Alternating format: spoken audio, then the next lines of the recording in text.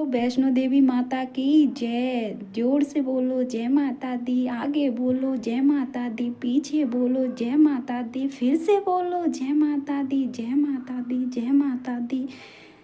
श्रीधर नाम का एक ब्राह्मण था जो बहुत गरीब लेकिन माँ वैष्णो का परम भक्त था। श्रीधर और उनकी पत्नी माँ की भक्त में लीन रहते थे। एक दिन माँ श्रीधर की भक्त से प्रसन्न होकर श्रीधर से सपने में कहा, हे श्रीधर उठो मेरे भक्त, मैं तुम्हारी भक्ति से प्रसन्न हुई। मैं चाहती हूँ अब नवरात्रि आने वाले हैं, उसमें तुम समस्त गांव का भंडारा करो और 9 कन्याओं को बुलाना। इस तरह श्रीधर ने माता की बात सुनी और कहा, हाँ माँ, ऐसा ही करूँगा मैं। पर श्रीधर मन ही मन यह सोच रहे थे कि माँ से बोल तो दिया है लेकिन घर में कुछ भी खाने को तो नहीं है, फिर भंडारा कैसे करूँगा।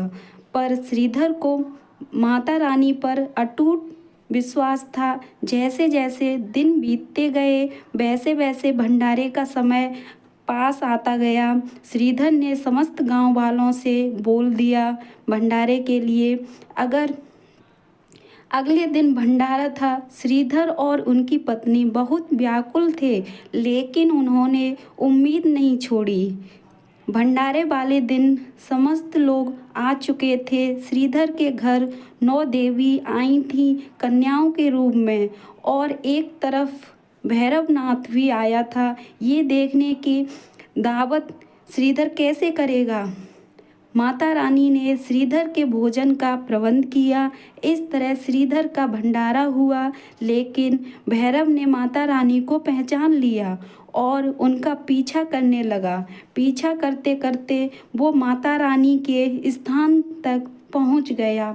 माता ने माँ काली का रूप धारण किया और फिर भैरव का सर धड़ से अलग कर दिया। भैरव ने क्षमा याचना की माँ से और माँ ने उसको माफ़ कर दिया और एक वरदान दिया कि उनके दर्शन तब तक पूरे नहीं माने जाएंगे जब तक भक्त उनके बाद भैरवनाथ के दर्शन ना करें। तो ये थी माता वैष्णो देवी की कहानी। तो आगे हम बताते हैं कि माता वैष्णो देवी मतलब किस तरह उनका मतलब ये रूप आया, मतलब ये वो उत्पन्न हुई थी। तो ये कहानी त्रेता युग से जुड़ी है जब देवी पार्वती, सरस्वती और लक्ष्मी ने मानव कल्याण के लिए एक सुंदर राजकुमारी के रूप में अवतार लिया था, यानी जन्म लिया था। उन्होंने त्रिकुटा पर्वत पर तपस्या की और बाद में तीनों देवियों के रूप में 3 दिव्य ऊर्जाओं में समाहित हो गईं। देवी वैष्णवी ने 3 पिंडों सिर के साथ एक चट्टान का रूप धारण किया और ध्यान मग्न हो गईं। एक पंडित जी, जो ये पंडित जी थे ना श्रीधर, उन्होंने ही फिर उस मंदिर की मतलब देख रेख की, उनकी पूजा वगैरह की। उन्होंने उनके वंशजनों ने मतलब मंदिर की। इस तरह से माँ वैष्णो देवी का त्रिकुटा पर्वत पर जो जम्मू कश्मीर है वहाँ पे निवास मतलब मंदिर बना उनका, मतलब ये सब स्थान है जो क्या कहते हैं सत्य और ज्ञान की देवी हैं ये माता वैष्णो देवी। इनके मंदिर की स्थापना 700 वर्ष पहले हुई थी। अब हम बताते हैं ये माता रानी के 9 रूपों के बारे में। सबसे पहले शैलपुत्री, माँ शैलपुत्री। माँ का पहला रूप भगवान शिव को प्राप्त करने के लिए शैलराज हिमालय की पुत्री के रूप में जन्म हुआ था।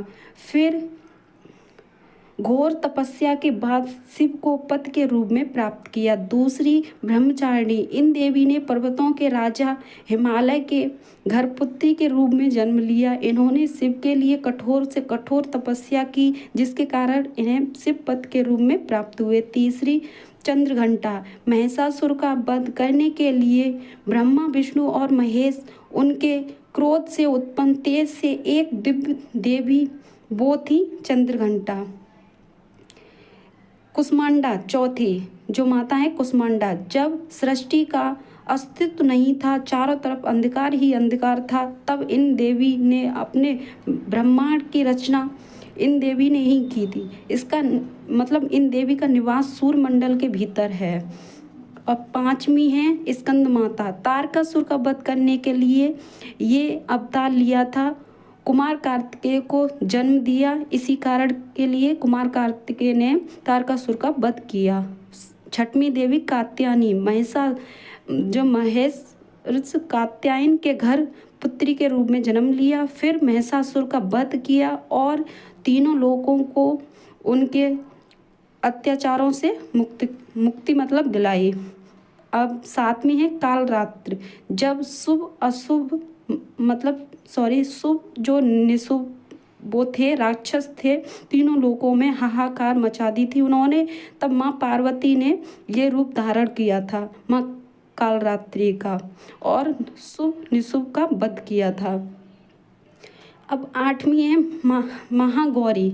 इन्होंने भी भगवान शिव को प्राप्त करने के लिए कठोर तपस्या की, जिसके कारण जिससे इनका शरीर काला पड़ जाता है। फिर शिव इन्हें स्वीकार करते हैं और इनके शरीर को गंगा जल से धोते हैं। तब देवी विद्युत के समान अत्यंत कांतिमान हो जाती हैं, तभी से इनका नाम गौरी पड़ा है। अब नौवीं ये सिद्धिदात्री माता हैं। ये लास्ट वाला दिन है 9वां। ये भगवान शिव 8 सिद्धियों को प्राप्त करने के बाद माँ सिद्धिदात्री की कृपा से ही भगवान शिव का आधा शरीर देवी का हो गया था, जिसके कारण वह लोक में अर्ध नागेश्वर के नाम से प्रसिद्ध हुए थे। इन देवी ने भगवान शिव को एक तरह से सहायता की थी 8 सिद्धियां प्राप्त करने में। तो तब से ना इन देवी का भगवान का तब से अर्ध नागेश्वर के नाम से जाने जाते हैं भगवान शिव। तो ये थी माँ दुर्गा की ये कहानी जानकारी, कैसे 9 देवियों ने अवतार लिया